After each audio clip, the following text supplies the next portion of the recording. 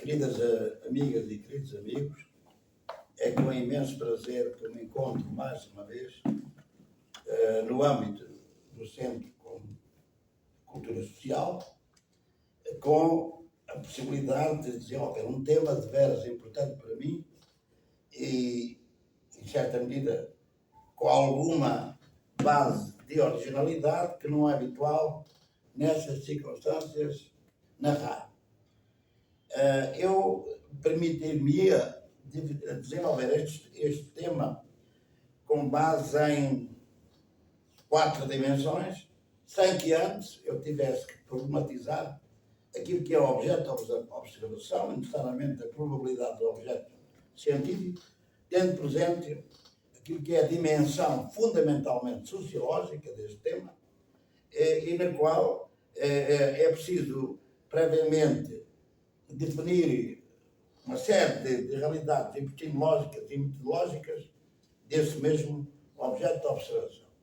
Na geral dos casos, quando se fala em revolução, ou se fala em movimento social, ou se fala em estratificação social, ou se fala, digamos, em processos de socialização e de sociabilidade, tem que se ter presente as diferentes dimensões dessas realidades sociais. Portanto, em qualquer, digamos, situação de sociabilidade ou de socialização, de relação social, de interação social, é presidida sempre, previamente, por uma problemática interpessoal. A pessoa se pensa como ser social e, nesse sentido, é a primeira grande realidade definidora daquilo que é, digamos, a sociabilidade ou a socialização. Depois, há uma outra dimensão espaço-temporal que decorre de uma relação interpessoal. Eu e o outro, eu ou outra. Portanto, esta interação social implica uma mediação, implica uma realidade ainda simples, mas que se vai complexificar se falarmos em termos intragrupais.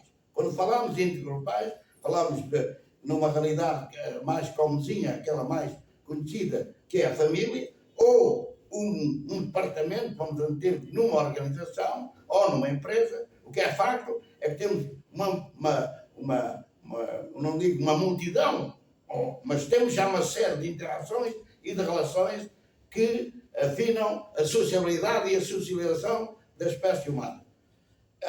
Se pensarmos numa outra latitude, onde a epistemologia sociológica está presente, é bem evidente que temos que pensar, por exemplo, numa realidade já não só intergrupal, mas sobretudo interorganizacional. Portanto, se pensarmos numa sociabilidade ou digamos, ou numa socialização, ou numa interação, ou numa relação social de 1000 pessoas numa organização, numa empresa, é bem evidente que já estão a verificar que esta sociabilidade ou socialização tem, em determinados momentos, uma longevidade espaço-temporal que um operário, por exemplo, numa fábrica, não vê, não interage com o outro. Ele é um e o outro é o 500, e, portanto, não há possibilidade de haver uma interação concreta, uma interação de visibilidade a partir dos 5 órgãos sensoriais que nós temos.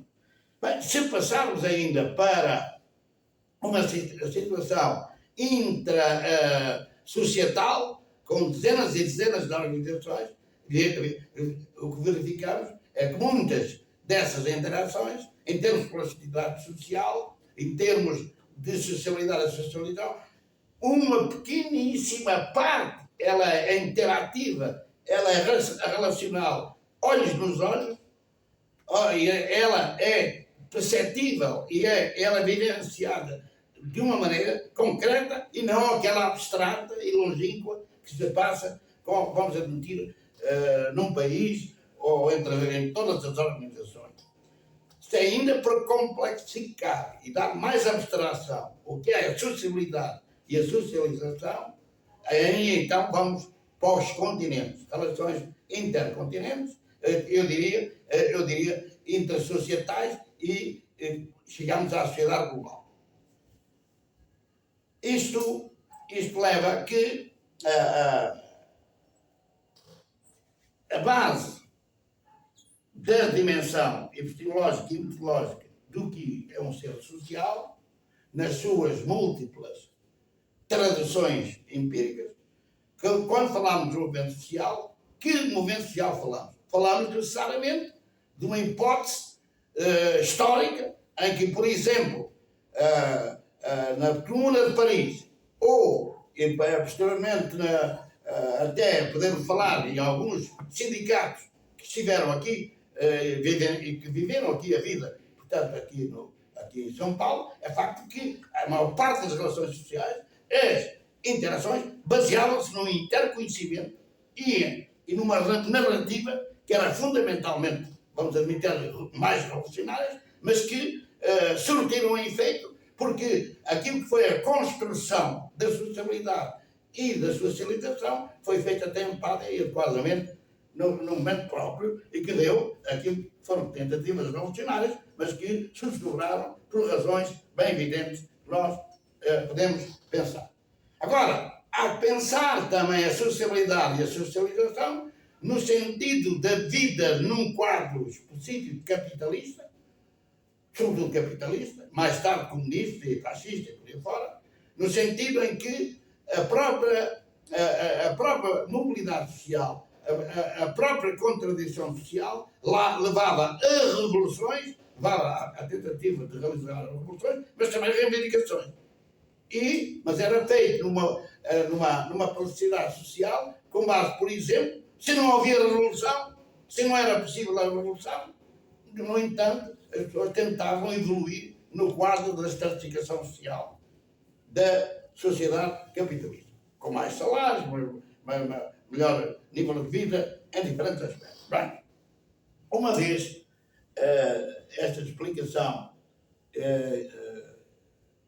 o que eu diria possível neste momento, em termos da minha narrativa, agora pergunta-se como é que neste quadro sociológico a emergência histórica do conceito da anarquia e a sua expressão em movimento social se desenvolve.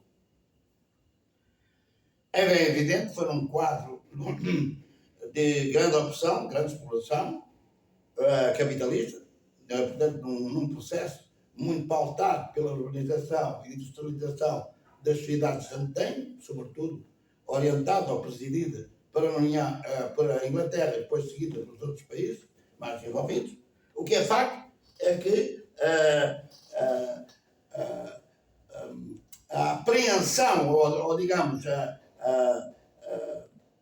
pertinência e emergência daquilo que é a anarquia foi no sentido que havia que derrubar a sociedade hierárquica, havia que derrubar o próprio capitalismo e havia que derrubar o próprio Estado. Pela primeira vez, o conceito de anarquia aparece em Proudhon. Pierre-Joseph Proudhon desenvolve o conceito de anarquia no sentido justamente da negação do Estado e do capitalismo, a partir da associação de produtores, trabalhadores livres. O que é facto é que esse conceito não foi necessariamente pautada por uma epistemologia prévia ou desenvolvida em modelo. Ela depois foi desenvolvida a partir do federalismo, do mutualismo, enfim. É mais uma leitura, é mais uma compreensão, é mais uma tentativa de instalação da anarquia, ou de um anarquismo próprio, Proudhon, e muito ligado com o anarco-sindicalismo e com a emergência histórica da Associação Internacional de Trabalhadores em 1864. Ora bem, esta realidade, digamos, de leitura do capitalismo e do Estado pela anarquia, mas que é fundamentalmente, como disse, que é federalismo, mutualismo e, portanto, toda uma situação baseada em muitos livros do Proudhon. O que é facto é que ele é um dos que está por base, não digo que ele tenha participado, que é na Associação Internacional de Trabalhadores de 64, mas ele, no meu entendimento, é mais na emergência do próprio anarco-sindicalismo ou no sindicalismo revolucionário que a sua digamos, importância pode ser vista. Pois, a partir daqui, temos a Comuna de Paris, que foi um sobressalto histórico em França de 3 meses, que em certa medida foi desenvolvida com alguma produção, mas depois se sobrou perante as armas de Thiers e portanto, do governo francês. Era uma tentativa mais ou menos de democracia direta, de autogestão, enfim, balizada nos soldados, mas sobretudo também de trabalhadores. Mais tarde, isto desenvolve-se, no final do século XIX, em princípio do século XX, em expressões genuínas de anarcossindicalismo e sindicalismo revolucionário em vários países, aqui no Brasil, em Portugal, na Argentina, na Espanha, e, portanto, e até noutros países. A partir daqui, podemos dizer que a primazia de movimento social no sentido da revolução, ou a primazia de movimento social no sentido da emancipação social, estava aqui definida com maior prominência que qualquer outro partido, seja ele comunista, socialista ou por aí fora. O único partido que existia com alguma força era o Partido Social Democrata na Alemanha. O que é facto é que tudo isto se espremeu numa situação de muita espontaneidade, de muita informalidade, de movimento social, sem necessidade de institucionalização ou formalização de um movimento social. Isso foram vários partidos que o fizeram. Mas, entretanto, emerge um acontecimento histórico que é a Primeira Guerra Mundial. A Primeira Guerra Mundial, não há dúvida nenhuma, constituiu-se como uma base de, eu diria, de ruptura ou de impossibilidade da Associação Internacional de Trabalhadores se constituir como uma revolução mundial, como uma revolução mundial. Portanto, aqui deixou de ser soldados, deixou de ser trabalhadores a lutar uns com os outros contra o capitalismo do Estado, contra o Estado mundial ou contra o capitalismo mundial. O que se passa é, portanto, uma situação de soldados contra soldados e, portanto, erradicando de vez, que aqui se pode dizer, essas hipóteses da Associação Internacional de Trabalhadores. Agora que, depois, mais tarde, há uma outra realidade, não menos importante que é o advento histórico da Revolução Russa de 1917. Essa revolução pôs em loco uma realidade que é a revolução, a emancipação social, poderia ser, não uma utopia, mas uma realidade histórica com probabilidade de continuar a existir e de evoluir positivamente. Os anarquistas, ou muitos anarquistas, em muitos países, foram eles que deram origem à constituição dos partidos comunistas, sobretudo a partir de 1921, nos seus países, em sintonia com os princípios, ou os 21 princípios, se eu bem me lembro, sobretudo relacionados ao sindicato de Moscou. Conclusão, para esses anarquistas, aqui foi a Cruz de Lopé, em Portugal, quer dizer, foram outros. O que é facto é que partiu-se do princípio que as revoluções, a mobilidade social, a revolução social, se vamos ir mais de perto às coisas, ou seja, a emancipação social era mais provável na Rússia que através do Partido Comunista do que dos anarquistas. Bem, isso foi algo que levou ao desvio de militantes e de militantes anarquistas para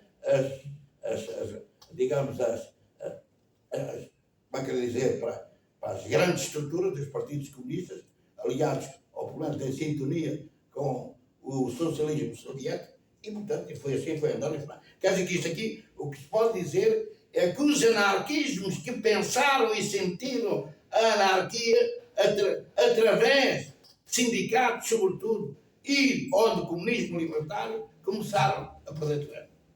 O último suspiro desta realidade ocorreu entre 1936 e 1939, onde aí, realmente, foi uma tentativa revolucionária do anarco-comunista, ou comunista libertário, como queiram, que era predominada contra essa base. Havia também o anarco-sindicalismo, mas se sobraram perante Franco, perante as armas de Franco, e, portanto, tiveram que se exilar. Mais tarde, eu considero que há ainda o último suspiro numa leitura do que era anarquia, de um tipo de anarquismo, mais que eu vou para mais de vida cotidiana, mais a libertação das mulheres, relativamente às obras, foi o maio de 68. E, portanto, aqui, digamos, o tempo histórico, o espaço-tempo desta realização foi diminuta, demorou um mês, pouco mais, embora tenha sido antes do momento de 22 de março, ou mais tarde em greves a partir de junho, não surtiu efeito. Bem, digamos que até aqui, o que se pode dizer é que aqueles que se consideram anarquistas evoluíram em diferentes anarquismos, onde e evoluíram como modelo de solução revolucionária e com, sobretudo, movimento social e com probabilidades de emancipação social. É o anarcossindicalismo e o anarcocomunismo, ou comunismo libertário. Os outros anarquismos, como o anarcopacifismo, anarconudismo, anarco-individualismo, ou anarco, enfim, podemos falar as correntes ditas artísticas, como o surrealismo, o movimento da Dada, que não há dúvida nenhuma que ficaram numa situação um pouco periclitar. Pronto, foram sempre residuais. Agora, se me permitem, eu vou entrar agora num outro movimento de análise, num outro contexto de análise. Foi pensar o que é que se passa com o apogeu do capitalismo nos 30 gloriosos anos, no período que vai de 1945 a 1975. Eu considero que o capitalismo, nesse período, se desenvolveu como nunca se tinha desenvolvido. Se teve um apogeu como nunca. E se considerar que, vou considerar isto com base na produção de uma mercadoria e no consumo de uma mercadoria que se chamou na altura sociedade automóvel. Bem, é evidente que o máximo de lucro, o máximo de integração social, o máximo ou mínimo de desemprego, o máximo daquilo que podemos dizer de resposta às reivindicações económicas, sociais e políticas que o operariado tinha feito até então. Ou seja, férias, ou seja, serviço de saúde, serviço de educação e um conjunto de benefícios que até foram ou tiveram origem no próprio Estado, o Estado de Bem-Estar Social. Perante isto, é evidente que podemos e devemos pensar que havia aqui uma espécie de estabilidade normativa entre classes sociais, ou luta de classes, como os marxistas gostam muito de dizer, e esta estabilidade normativa que, em certa medida, contradiz ou atenua ou destrói os apetites eventuais que o operariado podia ter para fazer uma revolução como aquela que ocorreu na Rússia em 1917. Portanto, o que eu digo é que digamos, este apogeu do próprio capitalismo desmereceu, desmotivou, atenuou a própria possibilidade de, naquilo capitalismo tipo ocidental, ou capitalismo liberal, como queremos chamar, que fosse, em certa medida, molestado por revoluções. Isto não impede que mesmo na década de 68 as greves selvagens tivessem pululado como nunca antes, onde aí os sindicatos não tinham poder nenhum e eram os próprios operários que se auto-organizavam. Bem, sobretudo na Itália, na França, e até aconteceu nos Estados Unidos e por aí fora. Ora bem, a partir deste momento histórico, 1945-75, há algo aqui que eu tenho que referir e que é bastante pertinente e adequado para aquilo que eu quero chegar. Aquilo que se chama tecnologias de informação e de comunicação, que é muito visto por uma panóplia da informática, da telemática, da robótica, da nanotecnologia, da tecnociência, da biociência, enfim, das redes sociais, das páginas web, enfim, e agora ultimamente até diz que se chama inteligência artificial. O que é facto é que é uma mudança radical, bastante radical dos processos de socialização e de sociabilidade da espécie humana. Enquanto que, no caso precedente, as matérias-primas eram exteriores à condição, função do fator de produção de trabalho. No sentido que era petróleo, carvão, não importa, madeira, vidro, toda essa panóplia, e os operários, os trabalhadores em geral, sobretudo aqueles que eram os fresadores, como mais importantes, mecânicos, serralheiros, fresadores, enfim, pintores, eram eles que transformavam essas matérias-primas à sua medida, à sua imagem, e necessariamente os insumos, os outputs, eram uma realidade baseados na capacidade física, capacidade dita cognitiva e emocional não era muito importante, mas era sobretudo na energia física da espécie humana como trabalhador no contexto das empresas. Mas eu vou falar que isto se passava sobretudo na sociedade automóvel, nas grandes fábricas, onde a automatização era produzida fundamentalmente e era exercida pela cadeia de montagem. Bem, mas há uma coisa que é fundamental nisto. Quem trabalhava na fábrica conhecia-se mal ou bem, que havia muitos operários que não descontiam uns aos outros, mas havia fronteiras físicas e havia descontinuidades da produção dessa mercadoria que era o automóvel. E, portanto, isso era de tal maneira presente que produzia-se um automóvel hoje, tinha-se de produzir um outro automóvel amanhã. Quando passávamos à descontinuidade, não obstante as necessidades espaço-temporais de barcos, de caminhonetas, enfim, de trens que podiam distribuir, e barco, já falei em barcos, mas agora digo também que barco, no caso que não é só rodovia, é também fluvial, é facto que sem exceção, todas essas pequenas realidades de distribuição tinham fronteiras físicas, só em cada uma delas havia um processo de autoridade formal, um processo de decisão, um processo de liderança e uma divisão social de trabalho. Pronto, ora, estamos perante situações onde a sociabilidade e a socialização, por exemplo, nos barcos, provavelmente era muito fácil, porque aquele que conduzia o motorista e aquele que auxiliava no trabalho conheciam os outros. No caminhão era a mesma coisa. Portanto, enquanto que é muito mais difícil a sociabilidade e a socialização no sentido direto na produção, e sobretudo em grandes fábricas, já aqui na distribuição, eventualmente, cada situação era passível de uma compreensão direta daquilo que era a interação e a relação social.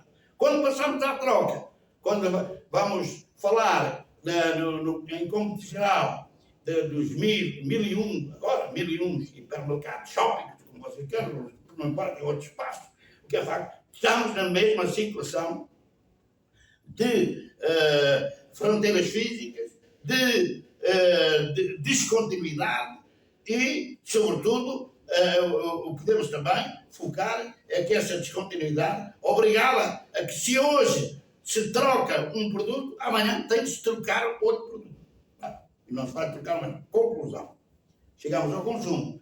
Toda a gente conhece que a maior parte da esfera ou do espaço-tempo do consumo está polarizado na figura das famílias ou na vida das famílias. Mas o consumo, eventualmente, depois não se passa só nas famílias, se passa nos restaurantes e noutros lados, e nos cafés e por aí. Seja como for, o que tenho aqui é estes 4 espaços-tempos: produção, distribuição, troca e consumo. Todos eles são descontínuos, todos eles têm fronteiras físicas, todos eles têm uma divisão social de trabalho, uma autoridade hierárquica formal, um processo de decisão e liderança. E todos eles transformam matérias-primas materiais, insumos, em outputs materiais. Bem, quando passamos para aquilo que é denominado o mundo das tecnologias de informação e de comunicação, que eu chamo o mundo virtual, estamos numa situação que é completamente distinta. Em primeiro lugar, as matérias-primas que são exteriores à condição, função do trabalhador ou do consumidor, não me importa, são conhecimento, informação e energia. Ou está no software, não me importa, está por ali. E é ali que existe o insumo, ou os insumos.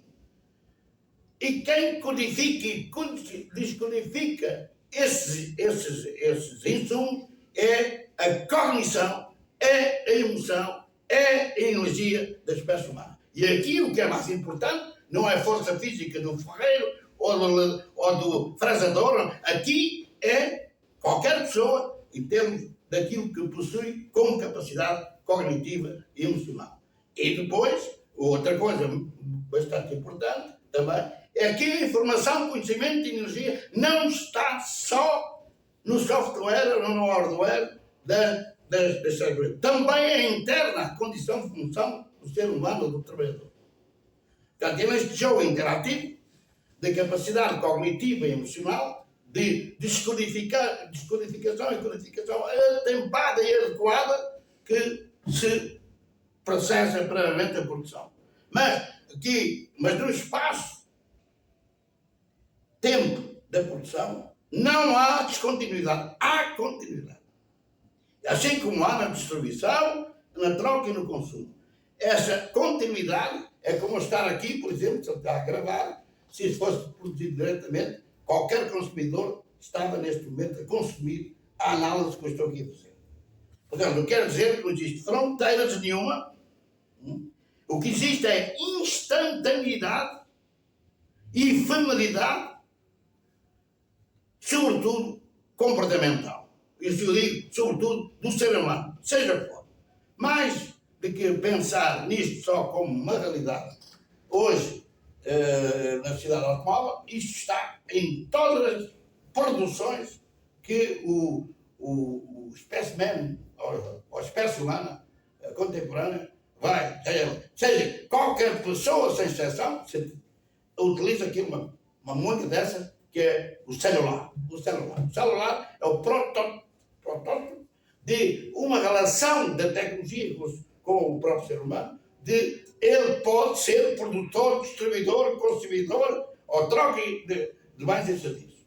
Só que, geralmente, ele é só consumidor. Só que, como consumidor, ele intervém no processo de produção, distribuição, troca e consumo. Vida, quantas pessoas subverteram ou foram postas na rua, na banca, e o consumidor faz as transferências dos pagamentos, ou disto, ou do outro, não interessa. Quer dizer que o próprio consumidor é simultaneamente produtor, mas não é pago com salário. Evidentemente que isto é uma transformação que não ocorre, por exemplo, só na sociedade, mas ocorre em todas as redes sociais, enfim, todo este mundo que é cada vez mais gigantesco em termos virtuais. Bem, e perguntas, onde é que o anarquismo está aqui? Onde é que há a possibilidade do anarquismo como modelo? Até agora, os anarquismos pautaram-se por modelo. Repetem mais ou menos como podem, bem entendido, Kropotkin escreveu, o que o Proudhon escreveu, repetem mais ou menos as revoluções que foram importantes, como a Revolução Espanhola. E, portanto, perante isto, eu pergunto, que modelo é que podem veicular nesta realidade contingente das tecnologias de informação? É difícil, porque o modelo implica uma uniformidade comportamental. O modelo implica, quer dizer, que todos pensem da mesma maneira, agem da mesma maneira. Ora bem, não é por acaso que houve dissensões, mesmo inclusive no próprio anarquismo. Ou porque o caráter das pessoas é diferente uns dos outros, porque não se pode prescindir que o caráter das pessoas é diferente, não é necessariamente igual.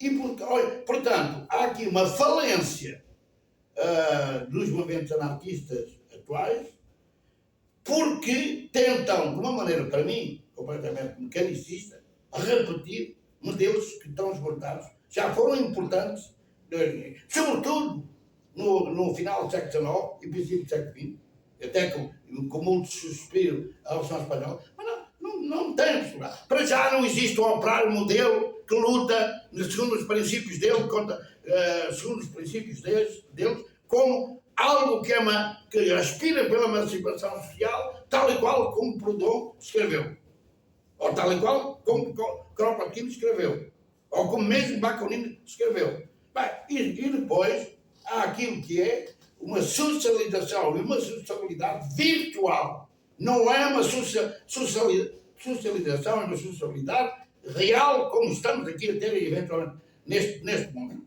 E isto muda completamente todos os movimentos sociais que aspiram à emancipação social. Porque até as novas tecnologias, como eu acabei de focar, até permitiu eventualmente a emergência da ação direta, da democracia direta, de destruição da autoridade formal. Porquê? Porque a própria pessoa, em certa medida, não tem um capataz ou não tem uma pessoa acima dele que está a olhar para ele e a controlá-lo e a obrigar a trabalhar. Ele descodifica quando quer. Codifica quando quer. Pode ir para a rua, bem entendido. Pode ser discutido. Mas o que é facto é que existe a probabilidade de ser ou não ser submisso, de ser ou não ser, ou continuar a ser explorado pelo capitalismo. Só que esta possibilidade, que evidentemente, quer dizer, destrói a autoridade hierárquica formal e os processos de decisão e de liderança e de divisão social do trabalho do próprio Estado e do próprio capitalismo. Aliás, já disse que os hackers são anarquistas e se diz que eles são aqueles que são votos. Mas enfim, deixamos isso para trás, porque aí podíamos falar do anarquismo cibernético, falar do anarquismo científico e por aí fora, não vamos lá chegar. Bem, o que me interessa é como é que é possível que a sociabilidade e a socialização se tornem uma potência de emancipação social no mundo virtual. E por agora não. O que está a acontecer é uma imbecilização, uma estupidificação das pessoas em termos totalmente virtual. Porquê? No meu entendimento, porque as pessoas, digamos que são meras reproduções mecânicas dos algoritmos, sem ter nenhuma força de criação, de saber, de liberdade, de amizade, com a possibilidade de utilização dos algoritmos. Digamos que são um padrão comportamental que não leva a lado nenhum, que leva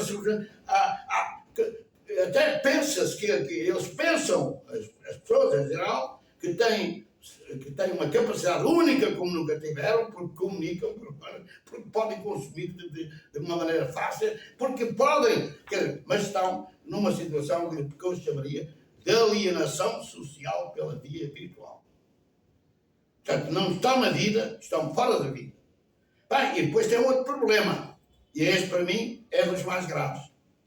Ao se tornarem elementos cativados, ou seja, submissos, ignorantes, para não dizer outra coisa,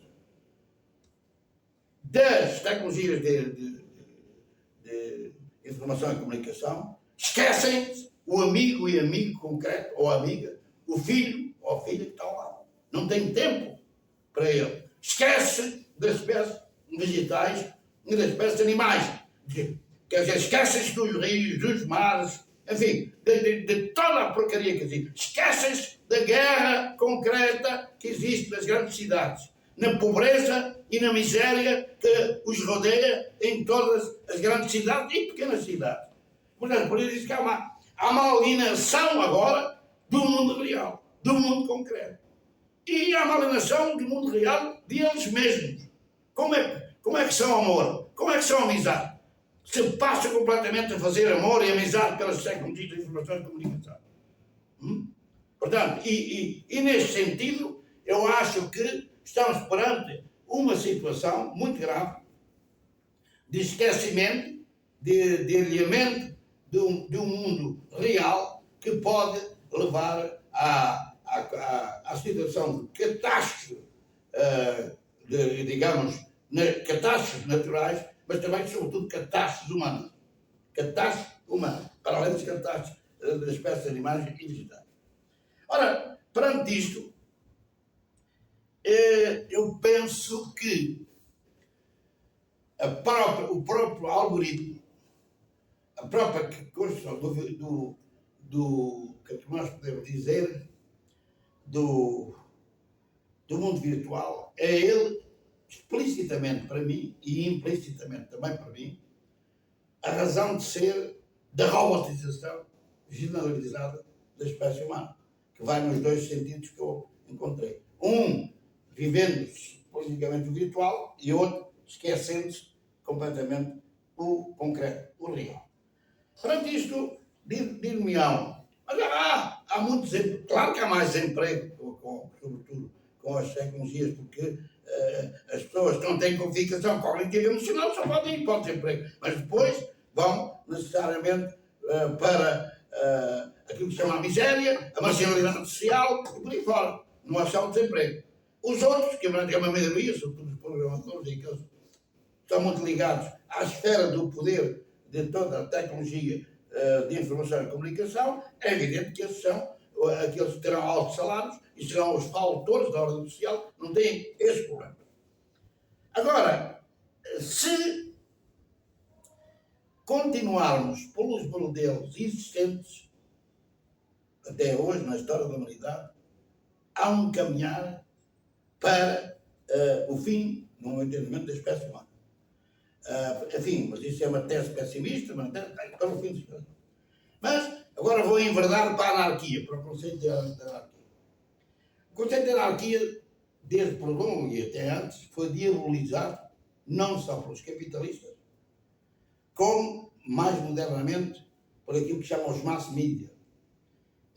Esses senhores, na ausência da capacidade de perceber o que é anarquia e considerar como o mal de tudo o resto, quando há uma desgraça qualquer neste mundo do capitalismo, ou do socialismo, ou comunista, seja o que for, quando há uma situação anormal, isto é uma anarquia. Pois bem, eu acho que a anarquia não é isso. E mesmo os próprios anarquistas sempre se defenderam, e até o mais representante dessa defesa foi o André Zavaclos, que disse que a anarquia é a mais alta expressão da ordem, sem coação, sem dominação. Mas vamos sair daí, e vamos entrar na tentativa de perceber a anarquia, olhando para o cosmos, para o Sol, para aí, enfim, para os peixinhos que andam no mar e para os passarinhos também às ramas. O que acontece que eu considero de uma maneira positiva, e até de potenciação de uma mobilidade social emancipadora, que é o seguinte: para mim a anarquia não é um conceito de desordem, de caos, que os anarquistas tentaram superar ou construir como Deus. Eu acho que a anarquia é um caos, é preciso assumir o caos, como é a aprendizagem do que é o cosmos, como é um caos auto-organizado, sem deuses e sem ambos. E só poderá ser uma probabilidade não linear no espaço-tempo do universo. Isto implica que há uma tentativa de sair do modelo de interpretação da anarquia e assumir a singularidade soberana do indivíduo como uma pessoa capaz de ser livre, capaz de ser criativo, capaz de professar a amizade e a amizade no planeta Terra. Isto custa, mas não há nada, para mim, isto é uma questão de autoeducação. É uma questão que a própria pessoa, quer seja pai ou filho, ou meninos e meninas, na qual se querem erradicar de uma vez para todas da autoridade hierárquica, seja ela tipo for, de religião ou de económica ou uma outra realidade qualquer, de um país qualquer, ou de uma tirania qualquer, ou dessa moeda da guerra Rússia, Ucrânia, ou daquilo que se passa no Gaza. Isto é um problema de consciência e de individualidade e de determinação individual. Que depois haja uma junção, uma conjugação de individualidades que leva pode levar a um grupo, à família, a uma região, a uma localidade, ou à sociedade do mundo. Isso é o problema da sociedade do mundo. Já sabem que participar no campeonato do mundo ou nas grandes manifestações mundiais, porque é que a espécie humana não aprende, porque senão não há solução. Então é mais do mesmo. Então é luta pelo poder, por cada partido, por cada ditadura, é a ascensão ao dinheiro, e depois o que se passa no mundo em termos de miséria e desgraça, quer dizer, humana, realmente é uma coisa que em termos, que eu diria, do mundo espiritual, o que é que eu sou desse mundo como indivíduo? A ver a desgraça e a miséria dos outros. Impotente relativamente a tudo isto. E depois, ainda por cima, em todas as sessões, aquele morreu, aquele levou uma facada, eu não morri, não levou uma facada. Isto é uma situação, quer dizer, perfeitamente insustentável em termos éticos, em termos morais, mas sobretudo em termos de vida de cada um. Eu então acho que isto implica uma educação generalizada e implica, sobretudo para mim, com uma luta, eu não diria titânica, mas com o fim da civilização judaico-cristã, que separa a vida da morte, o bem do mal, como é que eu vou dizer em português, a situação do feio, do bonito, que opõem coisas que não se podem opor, que são completamente interdependentes e complementares, francamente. E que há nessa gente que tem problemas, uma grande parte da espécie humana, com base na civilização judaico-cristã, a pensar que tem vida para além da morte. Porque a morte é isto, está tudo resolvido. Quer dizer, isto é um absurdo, mas está tudo resolvido. Portanto, e muita gente que tem hoje a pretensão que é a luta, sobretudo, contra o capitalismo, contra o comunismo, contra o fascismo, mas não, fundamentalmente, para mim, é contra a civilização judaico-cristã. Eu diria, desconstrução da civilização judaico-cristã. Porque é uma maneira de estar no mundo, é uma maneira de lutar, não leva a nenhum. Portanto, eu penso, para acabar a minha fala, eu penso que, perante esta situação, é uma hipótese, podem chamar simplesmente utópica, simplesmente irrealizável, pode chamar, eu próprio posso pensar assim, que é facto que não vejo qualquer saída histórica a não ser afirmar a anarquia como sociedade com base de emancipação. Não? Claro que isto custa, claro que é muito difícil. Mas isto não está na mão da classe social B, C, D, não está na mão do partido, nem do sindicato, está na mão de cada indivíduo. Para mim, e agora vou finalizar mesmo, para mim, eu já pensei muito em modelos anarquistas até 2004, sobretudo no anarco-individualismo, no anarco-naturismo, mas agora cada vez mais diz, não, esta maldição da anarquia que esta civilização tem que acabar. Tem que acabar. Porque é um conceito maldito, é um conceito negativo, é um conceito de bagunça, é um conceito e não é. É uma forma de sentir, pensar e agir na vida. Bom, não sei se já está na mão, já muito. Peço desculpa. Pronto. Pronto. Obrigado, então. Pode fazer um comentário? Bem, vou começar então aqui. É de se notar que realmente eu até achei bastante eloquente. Por quê? Na última parte da sua fala, você considera como de importância, você dá uma importância primordial à ação dos indivíduos, né? O que me faria então pensar que se a gente for então colocar a base do que seria a sua fala que seria hoje, a anarquia como base da emancipação social. Sendo assim, então, considerando que é um indivíduo a transformação se daria pela mudança do indivíduo, então supõe-se que se a somatória dos indivíduos mudaria a sociedade, então comporia uma situação que propiciasse a mudança da sociedade, que é totalmente diferente, que também você falou na metade da sua fala, das falas clássicas do anarquismo, né? Proudhon, às vezes, nem tanto, mas principalmente Kropotkin, Bakunin, Malatesta, em que a classe social, né, composta dos indivíduos, mas é a classe, pela consciência da classe, que propiciaria uma mudança social, e daí a ideia da anarquia ser possível. É uma mudança de paradigma bastante forte, né?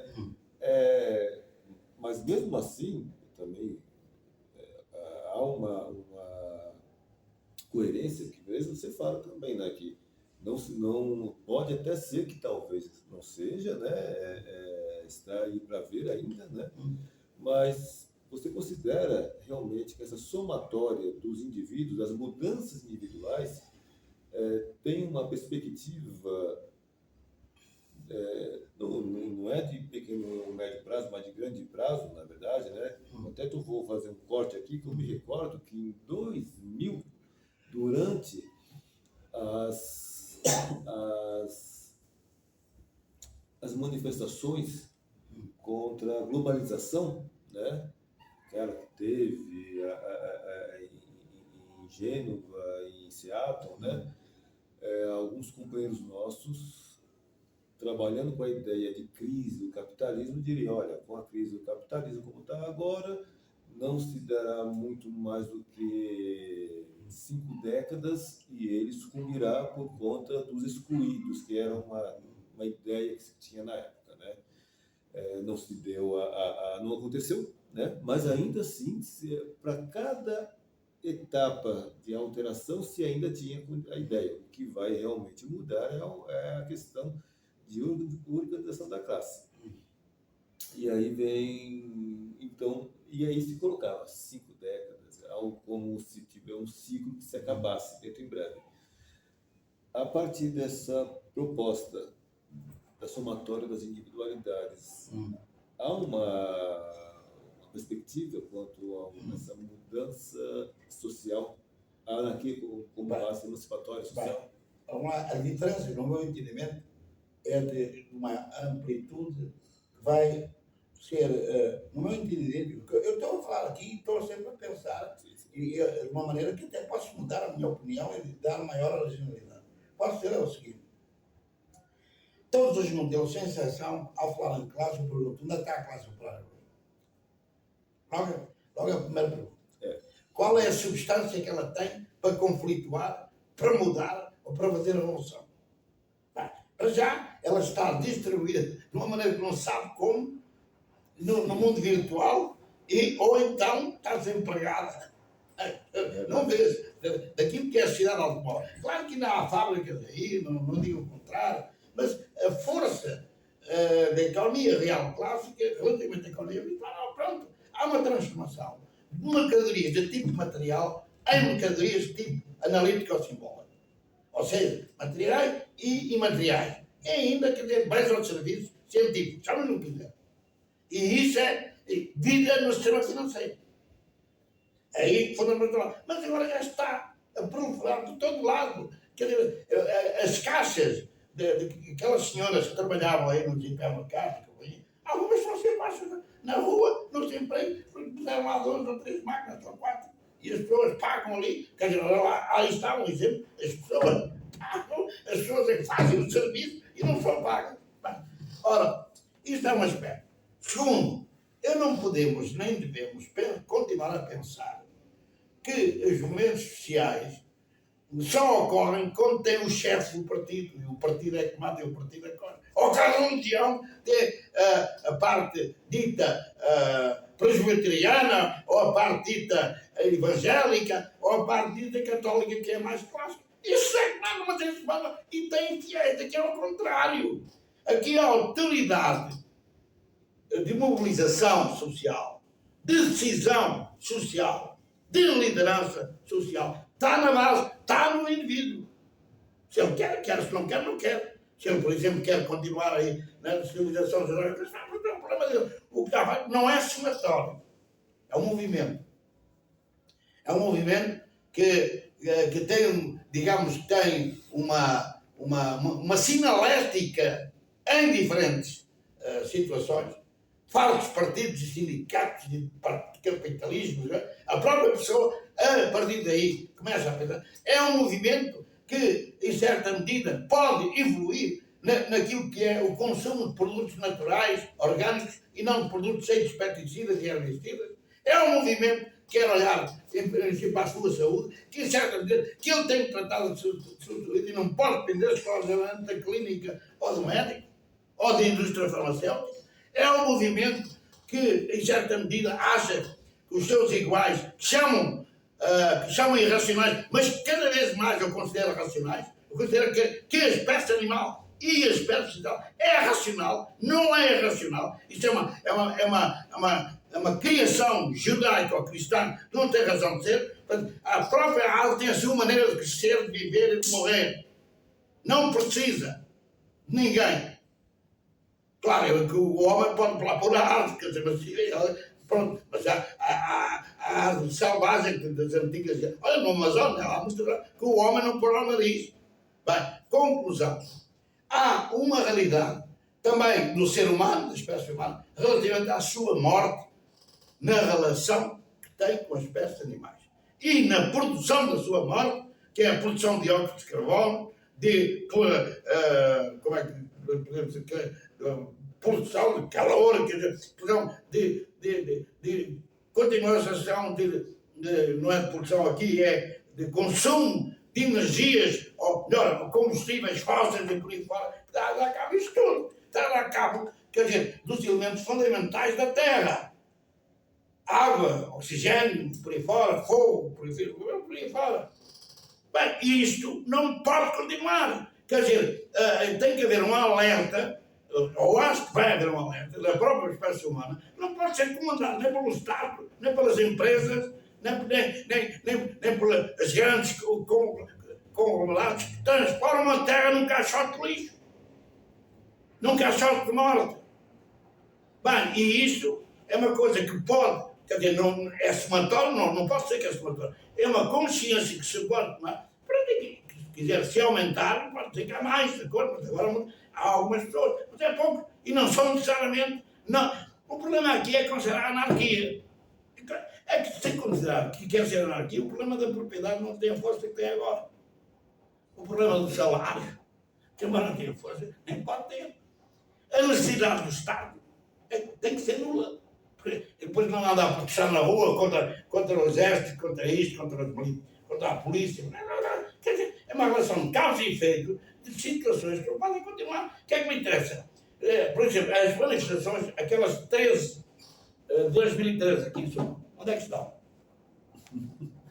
Foram capturados pela direita. Não são capturados pela direita. Vamos lá ver aqui as pessoas. Mesmo assim, as pessoas têm que dizer o que é que vale manifestar para este mundo? O que é que vale cada manifestar para este mundo? Para mim era mais positivo o indivíduo não votar e ficar 0 voto, então vão lá governar com 0 voto. Era muito mais potente essa coisa da indiferença perante a votação, só que a votação, a maior parte das pessoas, alguns que não votam, nem sabem porque é que não votam, não sabem. Aí é o grande problema. Aí é que a anarquia tem força. Se aquele que não vota é porque considera a anarquia, até pode considerar que é anarco-sindicalista, não me para isso. O problema não está aqui. O problema é perceber, quando falam de anarquia, estão a pensar como, estão a agir como. Eu já andei muitas lutas e já tive até muitos problemas por causa dessas lutas na anarquia. E uma questão que é esta, que é a liberdade. Uma questão que é esta, liberdade, na batalha. Mas lá na batalha. Porque não deixavam que expressões diferentes do anarquismo lá se pudessem traduzir com E até com um que era redator da própria jornada. Achavam que aquilo era perigoso, então bom dia, voltar aqui com isto, não estou para estar aqui. E depois vou continuando, e eu só começo a ter mais. Eu não considero que descobri o Paulo da Seca aqui. O que eu quis foi resgatar o conceito da anarquia. Que até os próprios anarquistas têm medo de lhe dar conceptualização, e lhe darem força e ânimo para. E eu acho que este conceito este é um conceito para todo sempre da história da espécie humana. Não é para o século XIX, nem para o século XX, nem para o século XXX. Eu não vou dizer que isto é igual à Bíblia. Longe disso. Longe disso. Porque aqui há a hierarquia que manda. Aqui não, aqui é da própria base, das próprias pessoas. Eu até considero, por exemplo, qualquer dia, eu não devia ter necessidade de médico. Eu devia conhecer o meu corpo, bolas. Em termos orgânicos e companhia. Claro, mas aqui eventualmente isso é uma impossibilidade, vamos admitir. É uma impossibilidade. Mas enfim. Pronto. Agora, mas pronto, respondendo à tua pergunta, eu diria que não considero isso, quer dizer, um somatório de indivíduos. É mais a tentativa de lutar, de se opor às civilizações da cabeça. Com costumes, com maneira de ser, com poder. Mais isso. Por exemplo, e aí cabe tudo, essa história do sexo. Quem é que me disse que o sexo deve ser só heterossexual e não é homossexual, e não é trissexual e não é quadrissexual? Que história é essa? Porque isso é a minha sabedoria de prazer, desde que eu não mate uma outra pessoa, que entendo isso aí, que já não, porque isso é morte. Para mim, a anarquia é vida. Mas as zonas do prazer do corpo humano, no meu entendimento, todas as zonas do corpo são erógenas, mas qual é que não é? Quer dizer, mas essa coisa de centralizar o prazer no pênis e na vagina e na procriação, é absurdo. Autêntico absurdo. Mas aqui no Brasil, aliás, a este nível, eu acho que é dos continentes, para não chamar país, é dos continentes mais avançados na liberdade. Pode haver histórias aí de situações anómalas, violentas contra as mulheres, não é o contrário, mas naquilo que é possível de ver em termos de realidade pública e não realidade secreta da vida das pessoas, para mim está muito à frente de Portugal. Mas os brancos que estão em Portugal devem sempre dizer. Uma pergunta para o senhor, por exemplo, para você que um dado importante, né? Você falou da inteligência artificial, estava lendo um artigo hoje que no Brasil 30% das pessoas formalmente alfabetizadas não são funcionais. Elas percebem as letras, mas elas não conseguem ler um texto, interpretar um texto. Tá, tudo bem. Então, elas não adquiriram essa capacidade de interpretar um pequeno texto, mas já estão lidando com a inteligência artificial. Com todo respeito, com a sua ignorância, tem na mão um instrumento. Então, haja vista as fake news e tudo mais, né? Então, quer dizer, eu pergunto para o senhor, seria o caso, por exemplo, de voltar à eterna discussão de uma educação profundamente importante, libertária, mas educação de verdade, educação que educasse. E outra coisa, à parte, uma segunda coisa que me tocou profundamente esses tempos. Acho que na Europa deve estar, não sei se Portugal está assim, a uberização, os motoboys que entregam comida, tudo. Aqui no Brasil é uma massa trabalhadora imensa. Há uns tempos atrás, eles se rebelaram contra uma ideia que teve de formalizar o trabalho deles para terem assistência médica, para terem... Não querem ser autônomos, querem ser empresários. Sim. Então, como que, por exemplo, um ideário anarquista genuíno e libertário pode ver essas duas realidades? Não precisa esgotar, mas só Claro, ouvir. não, mas eu acho que é pertinente porque a própria inteligência artificial ela está feita para substituir os analfabetos, os ignorantes. É feita para isso. Ela, é uma probabilidade de tudo, mas aí os matemáticos sabem muito mais da coisa que eu. Só que quem lida com aquilo que já está feito para uma repetição generalizada daquilo que a pessoa não sabe. Mas há uma utilidade relativamente ao analfabeto. Mas isso, eu acho que com o avanço da inteligência artificial, eu não sei onde é que isso vai chegar.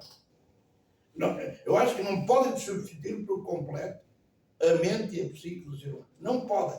Quer dizer, há uma parte ainda do ser humano que eles ainda não capitalizaram e, portanto, que não vão desenvolver, então agora vão criar para todo o ser. É como se eles previssem, é o problema da utopia. Eles não têm utopia. É aí que a anarquia está. Não podem, é qualquer coisa que não existe ainda e que não podem multiplicar, quer dizer, com base vamos dizer, um algoritmo. Seja como for, está feito para reproduzir, no meu entendimento, a ignorância da espécie humana. E com funcionalidade extrema.